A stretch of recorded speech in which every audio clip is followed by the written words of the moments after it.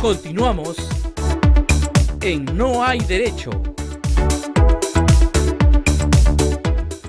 Estamos de vuelta aquí en No hay derecho, lo anuncié antes de irme a la pausa, más temprano también cuando hacía mis comentarios, ha venido a visitarnos Mesías Guevara, usted lo conoce bastante bien, ha sido congresista de la República, presidente de Acción Popular, ha sido además gobernador regional de Cajamarca, es integrante del Partido Morado y ahora es precandidato para, digamos, eventualmente, si es que la base de este partido lo eligen, ser el candidato presidencial por esta agrupación política.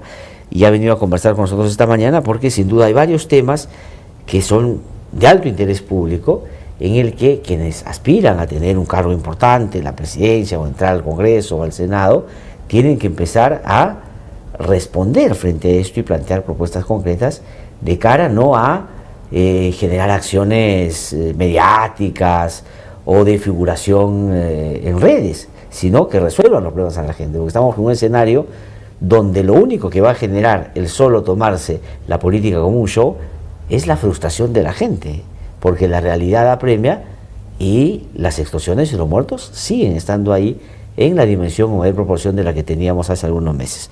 Señor Mesías Guevara, qué gusto saludarlo, buenos días. Gracias por venir a conversar con nosotros. No, al contrario, gracias a ustedes por la invitación, siempre es muy grato y un gusto conversar contigo y por supuesto con tu importante e inteligente audiencia pública que tienes a nivel nacional. Muchísimas gracias. Por eso, a ver, quiero comenzar con esto que yo decía, ¿no? Si bien es cierto, cuando Dina Boluarte estaba en el poder, había no solo insatisfacción por la incapacidad de hacer, sino había rechazo y malestar por la forma como se desempeñaba la señora Boluarte. Es decir, no tenía apego con la gente, no salía de palacio, se rodeaba de militares y policías y no tenía pues nada de carisma. Y digamos, cuando se fue a hacer probablemente unos retoques, parece que le quitaron el alma, porque no tenía ninguna necesidad, según ella, de vincularse siquiera ya con la gente. Gerí ha entrado, y no es que ha cambiado lo sustantivo, pero sí ha establecido una nueva manera de relacionarse, por lo menos con las cámaras, ¿no es cierto? ¿Cómo hacer en ese escenario donde se incorpora una manera de esta naturaleza de hacer la política en el marco de un proceso electoral que de pronto la gente va a creer que así es como necesitamos a alguien en el gobierno? Lo que pasa es que a la señora Boluarte, ella venía ya con una carga muy pesada, una mochila muy pesada, desde el momento que ella asumió la presidencia de la República. Porque ella antes había dicho, si vacaban a Pedro Castillo, ella se iba. Y el día 7 de diciembre, cuando ella debió haber anunciado adelanto de elecciones, ella prefirió, digamos, quedarse en el cargo en alianza con el Congreso que hoy también sustenta a Gerí. Entonces, y más lo que tú acabas de comentar, su comportamiento prácticamente, ¿qué te digo?, lujurioso, por decir algo, sí. lleno de lujos, lejos de la realidad. Y desdén con la gente, ¿no? Desdeñoso, desprecio, todo el tiempo a la gente, burlándose de la gente en buena medida, ¿no? Entonces, esa carga que ella ha tenido hasta el último día de su mandato, lo enterró prácticamente. Ahora, Gerí es lo mismo, solamente con pantalón y con otras actitudes, como lo que tú acabas de decir, es decir, que sale como Bukele criollo, digamos, o la caricatura de Bukele, que quiere hacer algo acá en el Perú, algo parecido, que se remanga la camisa y se mira esto permanentemente viendo, pero hay varios temas ahí que no, la población hasta ahora no creo que se da cuenta de que Gerí es el representante de esa mafia de que del Congreso están gobernando. Y hasta ahora no hay ningún resultado positivo, porque todos los días se están matando gente. Ahí me entrevenía, decía que anoche o ayer... Avenida Grau con Avenida Bancay, muy cerca donde está Gerí caminando todos los días. Correcto. Y también ayer han entrado a balear a un chifa donde un jovencito de 20 años también está herido. Y 2 días antes se han ido a un, digamos, lugar donde estacionan buses y los han acribillado. Así es. Siguen a nivel nacional. Estamos en el mismo escenario. Sí. Claro, ahora un sector de la prensa también está que le revienta cohetes, fuegos artificiales, y por lo tanto yo creo que eso está distrayendo. Más que hacer un buen gobierno, el señor Gerí está distrayendo. Y ahora otra cosa que también en su momento tiene que decirse, el señor Gerí es miembro de Somos Perú, y él está violando también la neutralidad electoral al salir de esa manera. Incluso ahora ha emprendido una gira, creo, a nivel nacional. Entonces él tiene que distanciarse de su partido político, de la cual él representa. ¿Cuál sería la manera apropiada desde su punto de vista de generar un acto de separación de su partido, renunciar al partido? ¿Qué tendría que hacer? Tendría que pedir licencia, porque además que está violando la neutralidad electoral, eso está provocando la distracción de recursos. Ahora en estos días se aprueba la ley del presupuesto también, que se aprueba en estos días. Esta semana que viene seguramente se está aprobando, porque es la última semana ya de noviembre. Sí. Entonces ahí también hay que estar atentos de qué manera ese presupuesto lo están manejando los ministerios, porque incluso hay mucha gente ligada a Somos Perú. Hay denuncias que hay una joven que se ha enriquecido de manera inmediata de su persona muy cercana a él. Y que no ha sabido explicar, digamos, el crecimiento económico que tiene. Entonces, bueno, él mismo se ha señalado, ha tenido un incremento patrimonial bien difícil de explicar, que ha multiplicado por 10 los ingresos que tenía, siendo solo congresista. Y en todos estos temas, él ahora que habla de un tema muy interesante, que por eso te decía que maneja todo para tipo fuegos artificiales. Ahora habla de un ecosistema legal. Ajá. Dice, hay que ordenar el ecosistema legal. Oye, si quieres ordenar el ecosistema legal, elimina las leyes pro crimen que están en el Congreso de la República. Ajá. Lo cual no está haciendo y no parece que lo vayan a querer hacer. Por lo tanto, hay una incongruencia o una incoherencia entre lo que él dice y lo que está haciendo. Dice que le preocupa la seguridad ciudadana, pero sin embargo, ese ecosistema legal que él mismo está diciendo es frondoso a favor de la impunidad y a favor de la criminalidad. No, pero además hay algo sobre lo cual no se ha dicho mucho y no se ha prestado mucha atención, y le pongo el caso, ¿no? El tema de la minería ilegal, minería informal, que acaba de conseguir en la Comisión del Congreso de Energía y Minas una ampliación de Reinfo hasta el 27, ¿no? Los 3 congresistas de Somos Perú que integran esa comisión han votado a favor. ¿Qué cosa quiere decir eso? El Premier ha dicho, nosotros no estamos de acuerdo con la ampliación de Reinfo. Pero claro, el presidente tendría entonces que sentar una posición clara y decir, yo estoy en contra de Somos Perú. ¿No es cierto? Correcto. Porque si él hubiera sido congresista, yo creo que si hubiese sido el cuarto en firmar por Somos Perú de y esa lo ley, hacía, ojo. ¿no? Y lo hacía, por eso digo, pues. O sea, no hay manera de que él se pueda distanciar del Congreso. Las leyes que generan un desbarajuste en materia fiscal ha sido firmada por él también. O sea, es decir, todos los problemas serios del país que nos han llevado a la crisis han sido avalados por él como congresista. Y también está metido con sospechas que habría favorecido al fiscal Tomás Gálvez. Sí, y o al revés, Tomás Gálvez a él. Pero luego también ahí parece que habría habido un intercambio de favores, parece, entonces eso también habría que investigarlo. Y por lo tanto, el señor Gerí en estos momentos está envuelto en un montón de problemas que él mismo ha sido partícipe, y dudo que eso lo vaya a arreglar en este tiempo que le queda. Habla, por ejemplo, cómo combatir el tema relacionado de la delincuencia cantando el himno nacional. Sí. Cuando eso tiene que ver con algo muy específico, que tiene que ver con la educación cívica. Ahora, si él quisiera retomarlo eso, ya que está en la presidencia de la República, a partir del próximo año debería establecerse el curso de educación cívica, si que realmente quisiera entrar a temas de fondo. Pero no, él está simplemente, como reitero, haciendo fuegos artificiales para beneplácito de un sector de la política nacional, porque le abre un espacio a un sector de la derecha pura y dura. Entonces, y eso es lo que están felices con él, ¿no? Ahora su premier, el señor Álvarez Miranda, ayer en La Libertad ha dicho que una de las virtudes que tiene La Libertad es que aquí nació la extorsión hace como 30 años. Yo pensé que iban a pasar dos cosas, que él se iba a dar cuenta y iba a decir, bueno, me he equivocado, en realidad no quise decir eso, no lo dijo, y el que lo entrevistaba tampoco reparó en eso y le mencionó, lo dijo con naturalidad, ¿no? Entonces, claro, yo comentaba más temprano y decía, claro, por eso es que tenemos lo bonito que tenemos, porque si para el poder es una virtud en la extorsión, entonces, claro, un acusado o señalado por violación sexual podría ser presidente, ya cualquier cosa podría pasar, ¿no? Yo pienso que el inconsciente o el subconsciente les gana, porque recordemos que la estrategia de este sector de la política nacional, que lindan entre reaccionarios y conservadores, ellos tienen una narrativa de generar una cosa en la sociedad peruana. Ellos quieren siempre tenernos entre el miedo y la necesidad. Eso es lo que ellos quieren. Al tenerlos entre miedo y la necesidad, hay un factor clave, uno que es Sendero Luminoso, que el narcotráfico, el terrorismo, que lo quieren seguir manteniendo, y es por eso que dicen que es una virtud. Claro, es una virtud para ellos, para mantenernos en esa... Es una coartada para... mantenernos en esa zozobra. Entonces, fíjate que rescatando de lo que ha dicho el señor Álvarez, fíjate que en el norte, eso es cierto, en Chiclayo, en Piura y en Trujillo y creo hasta Chimbote, ya existía que le ponían stickers a los carros. Claro. Y cuando todo el mundo le dice, oye, en Lima, dice, no, en Lima estamos en otro, ahora llegó a Lima. Claro.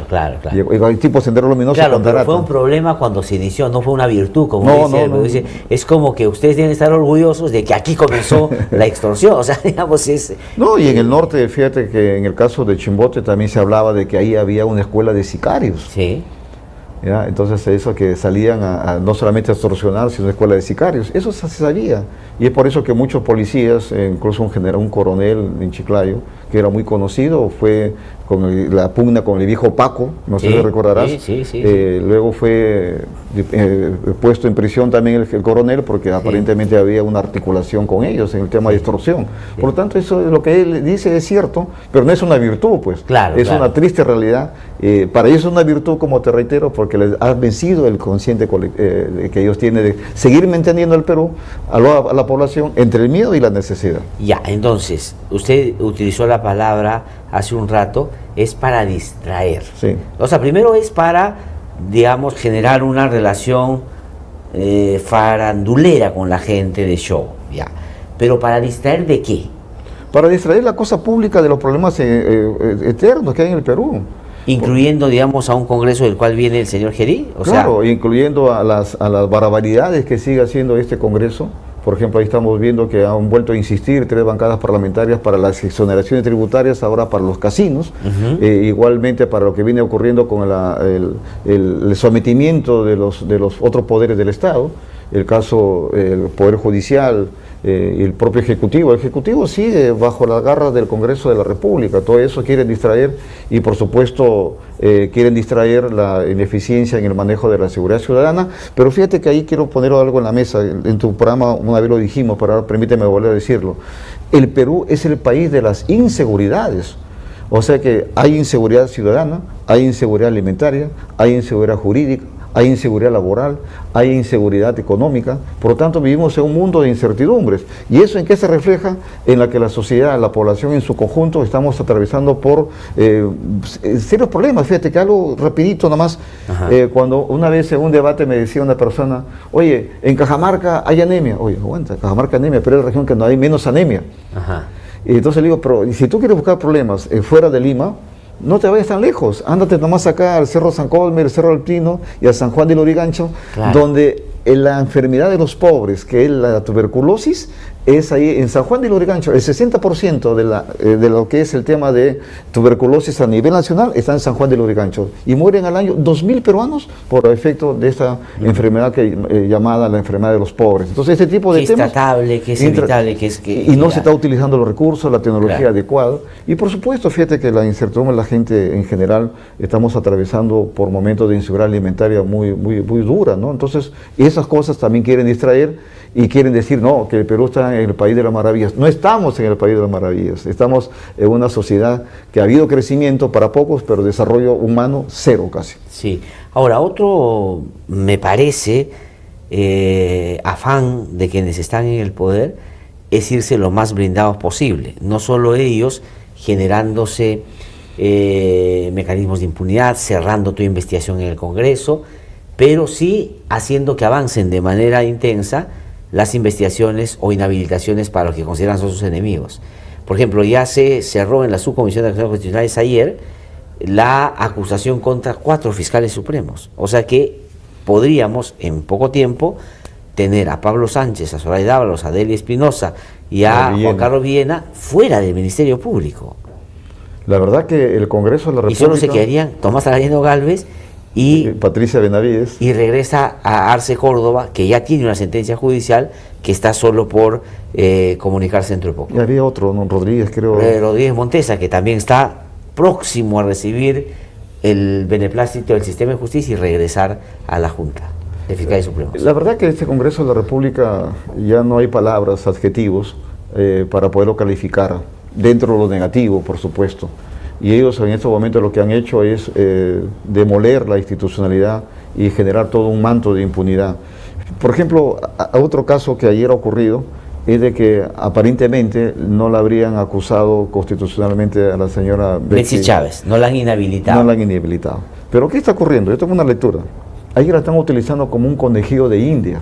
Como lo hizo el Tribunal Constitucional antes, para el caso Cocteles. Y curiosamente hay personalidades que ahí leo los twitters que caen en ese juego. Sí. Por ejemplo, ayer leía a mi amigo Pedro Cateriano decir, no, miren, los golpistas entre sí apoyan a golpistas y atacan a Salvador Solar y a Francisco Sagasti, a ellos sí los inhabilitan, pero no inhabilitan a una golpista como Betsy. Los que están detrás de eso se tendrán que se ríen de Pedro Cateriano. Claro. ¿Por qué? Porque la señora Betsy Chávez, en primer lugar, lo están utilizando como conejillo de indias para que digan, decir, mira, estamos nosotros viendo en igualdad para todos. Claro. Así como lo hacemos con Betsy, lo hacemos con Keiko y no pasa nada. Es decir, estamos siendo imparciales y objetivos. Pero en realidad eso no es. Es un conejillo de indias porque en realidad la propia Betsy Chávez ya está fuera de carrera política. Claro. Ella está ahorita buscando cómo le den el salvoconducto para que se vaya a México. Sí. Pero eso no va a ocurrir con Pedro Castillo. Ajá. A Pedro Castillo sí lo van a inhabilitar seguramente porque él sí constituye un peligro en carrera potencial para los intereses de esta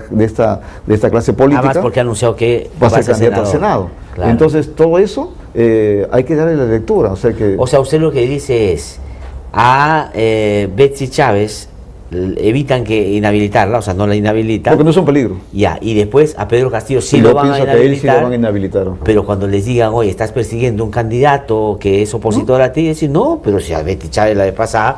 Lo mismo que el tribunal con Betsy Chávez. Correcto, pues. correcto. A Betsy Chávez la están utilizando como un conejillo de indias para luego lavarse la cara y decir, mira, estamos siendo imparciales, estamos siendo objetivos. Y yo lamento que amigos como Pedro Cateriano caigan en ese juego, una personalidad con mucha bagaje de experiencia política.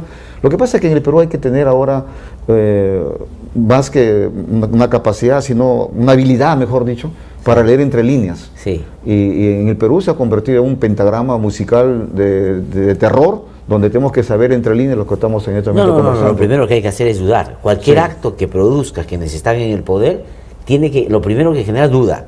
Y así después empezar a ver efectivamente cuál es la verdadera vocación. Y yo me acuerdo cuando salió la sentencia del Tribunal Constitucional a favor de Betsy Chávez.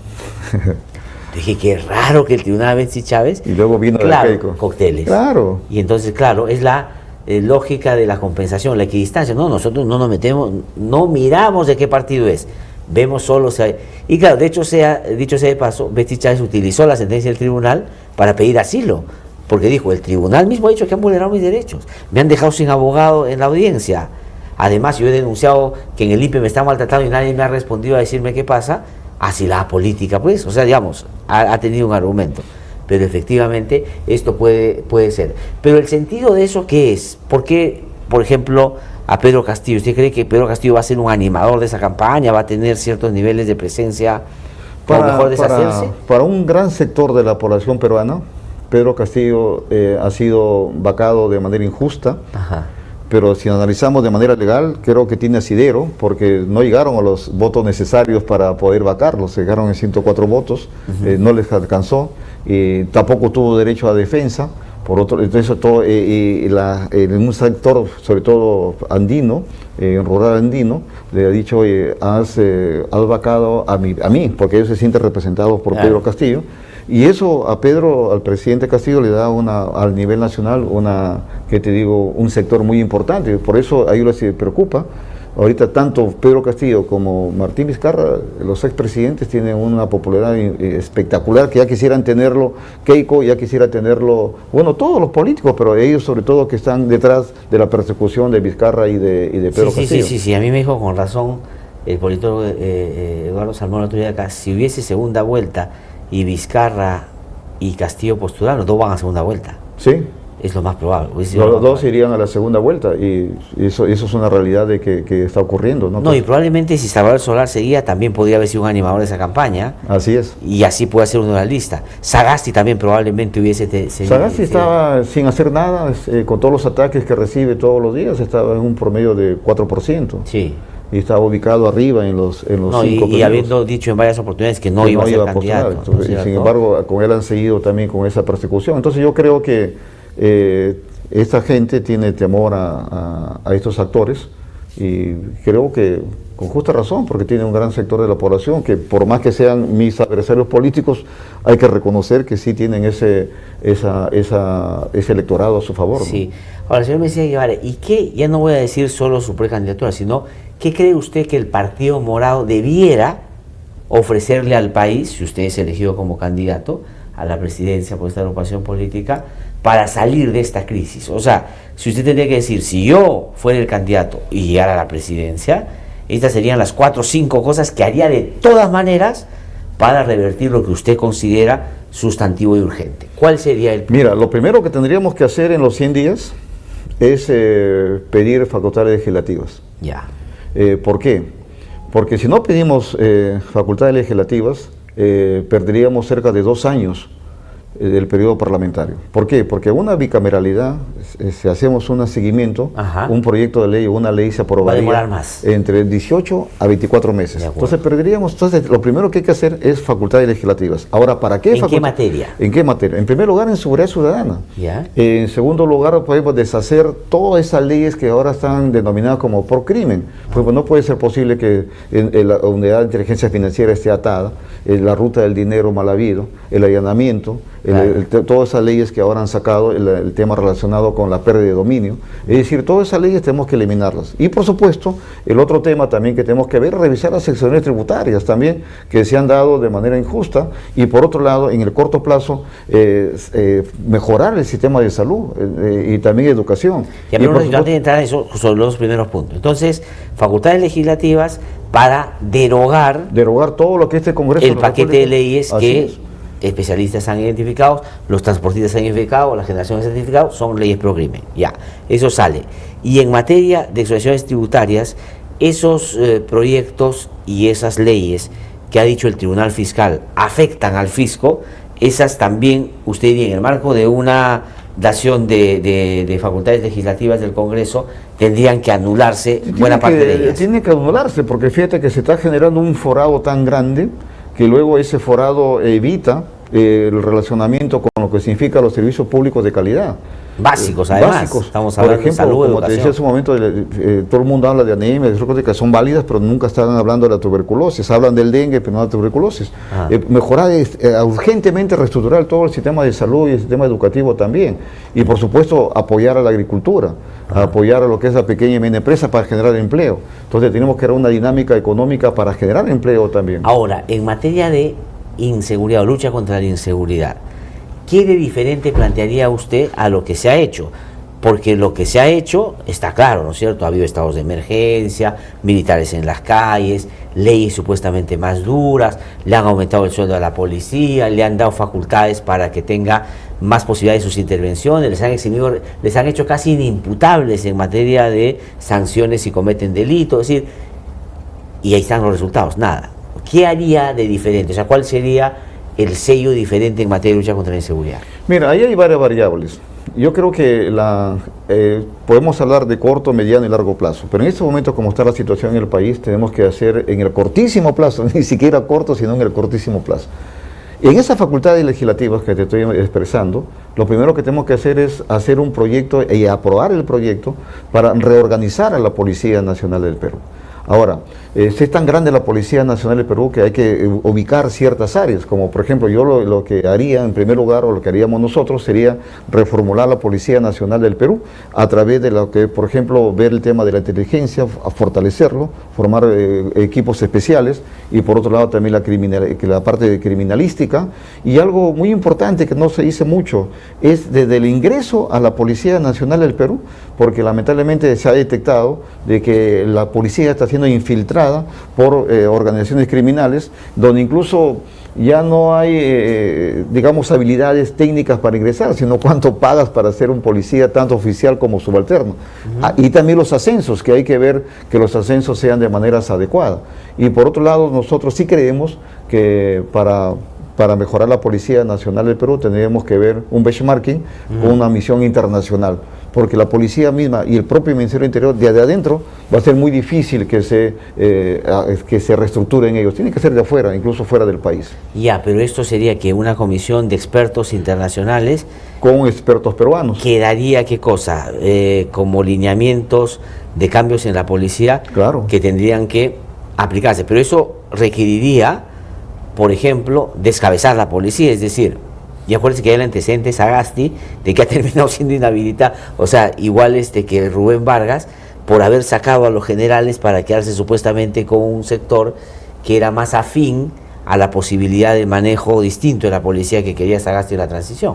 Por eso te decía que en esa facultad legislativa se le daría el marco legal precisamente para evitar ese tipo de... Inclusive que permita a quienes están en el gobierno sacar a la cantidad de policía que sea necesario para quedarse con una base que sea menos comprometida con la ineficacia en la lucha con la seguridad de los últimos tiempos, digamos. Y por otro lado, fíjate que algo muy importante que creo que la policía no está haciendo muy efectiva su labor de inspectoría. La inspectoría no está haciendo el trabajo de inteligencia pertinente.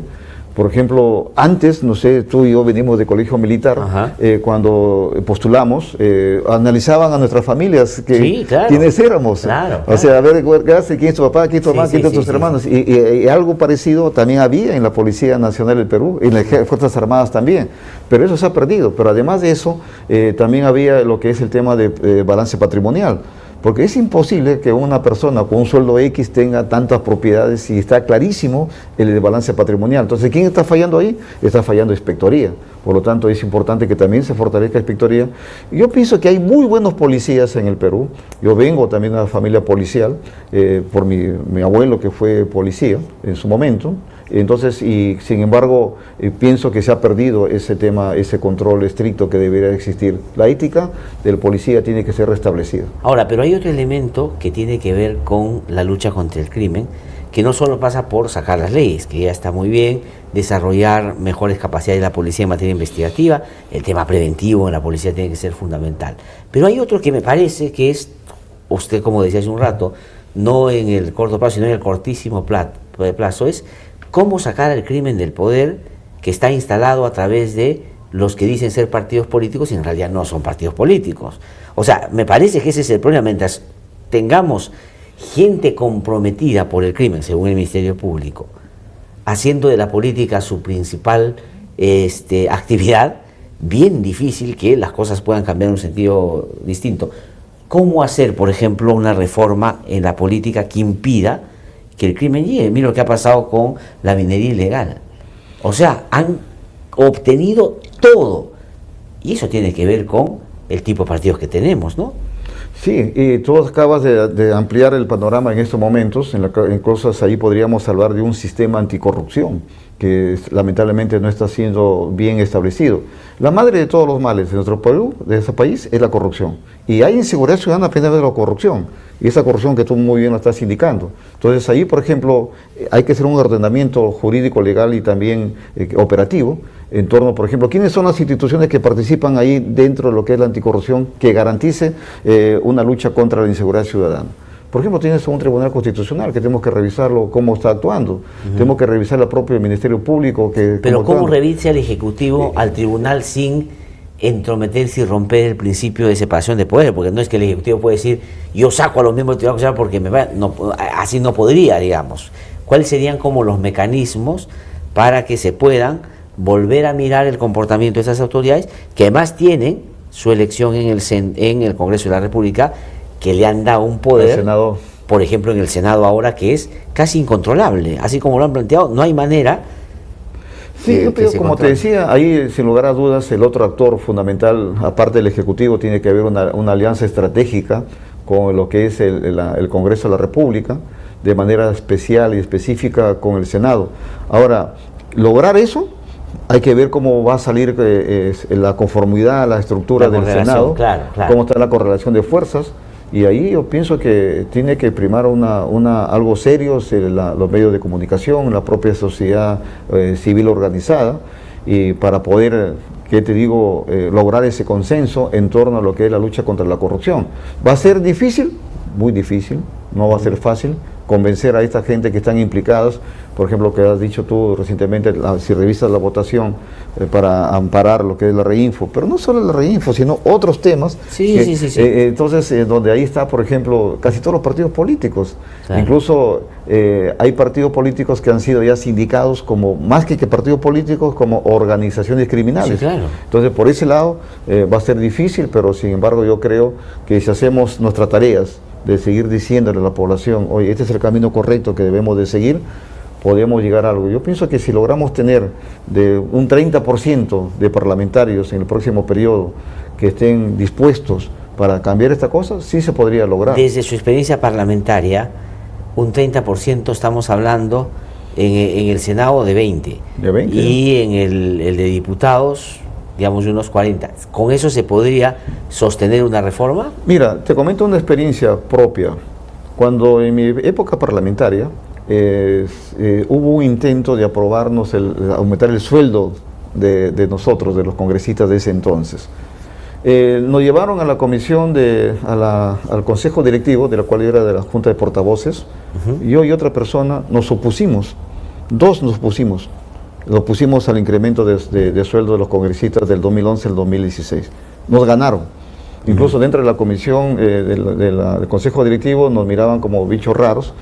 Y luego en ese entonces Víctor Isla era el presidente del Congreso y él se fue a explicar de que el Consejo Directivo había aprobado el aumento de sueldos y le preguntaron, oye, ¿ha sido unanimidad? No, el congresista Messiah Guevara se opuso al aumento de sueldos de los congresistas.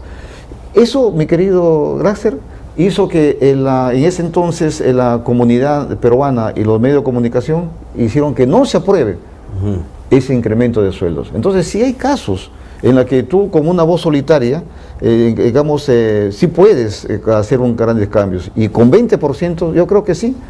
Por ejemplo, fíjate que se decía que el APRA 4 congresistas mueven el Congreso. Sí. No es que el APRA eran 4 congresistas, sino que ellos manejaban a la bancada fujimorista. Claro. Entonces, si tenemos congresistas con experiencia y que tengan esa vocación cívica, patriótica y democrática, pensando en el país, yo sí abrigo esa esperanza que sí se podrían hacer esos cambios. Ajá. Debo ir terminando con Carlos, que más adelante vamos a volver a conversar seguramente cuando ya se confirme la candidatura.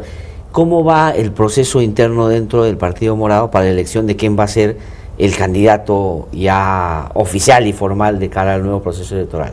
Están ahorita, se han expuesto ya las precandidaturas, digamos, sí. Va Richard Arce y un señor Quirós, ¿no? Que yo tampoco no lo ubico. Sí, yo también recién lo he conocido. Entonces el cronograma es el siguiente, el cronograma es que el día 30 de este mes vamos a elegir a los delegados y el 7 de diciembre vamos ya a entrar a la elección de las planchas presidenciales y también de los parlamentarios. ¿Por delegados? Por delegados. No va a ser voto por delegados, pero sin universal. embargo la elección de los delegados sí es un militante y un voto. Ya. O sea que al final sí hace una mistura, que elegir a los delegados es a través de un militante y un voto y los delegados ya se eligen a los candidatos. Ahora, en lo personal que he hecho yo ya en el Partido Morado voy a cumplir 2 años. Desde que ingresé al partido por encargo del presidente Sagasti y por encargo del presidente del partido Luis Durán, yo he viajado por todo el Perú formando bases, reactivando el partido, conversando con la militancia morada, a quienes agradezco públicamente porque me recibieron de buena manera y hasta hoy con la mayoría, por no decir todos, tengo una estrecha relación y estamos en ese camino y con la seguridad que vamos a recibir el apoyo de la militancia. Sí, o sea, lo más probable desde su perspectiva entonces, ya después del 7, que es el plazo después formal, del 7 vamos a tenemos candidatos. Sí, vamos a ser candidatos, pero por ahora yo estoy caminando como siempre, con mucha humildad, visitando las bases, por invitación de los propios dirigentes a nivel nacional, quienes un gran sector de la militancia están mostrando un apoyo hacia mi precandidatura, lo cual públicamente les agradezco y tenga la seguridad que no les voy a decepcionar, también ellos dicho sea de paso, ni a la militancia morada, ni al pueblo peruano en general, porque siempre mi espíritu ha sido servir, no servirme del cargo público, ¿no? Vamos a estar atentos entonces a cómo termina ya la interna del Partido Morado, otros partidos también que después tendremos que ir invitando acá para poder conversar más puntualmente sobre qué hacer y qué hacer, porque como la agenda es tan grande, Sí, sí, sí. pero sin embargo creo de que hay temas sustanciales Sí, sí, sí. en el eje social, en el eje económico y sobre todo también en el eje político, Sí. la seguridad ciudadana. O sea que no solamente nos quedemos ahí, Sí. porque como te dije hace un instante, el Perú es el país de las inseguridades, ¿no? Sí, pues no, y hay que abordar cada uno de los temas que usted con buen criterio ha planteado, ya más de cara a propuestas mucho más Y aterrizadas, y concretas. y aterrizadas, Exactamente, y concretas. aterrizadas. Muchísimas gracias por haber venido, Gracias, señor gracias. Segarra, muy amable, ¿ya?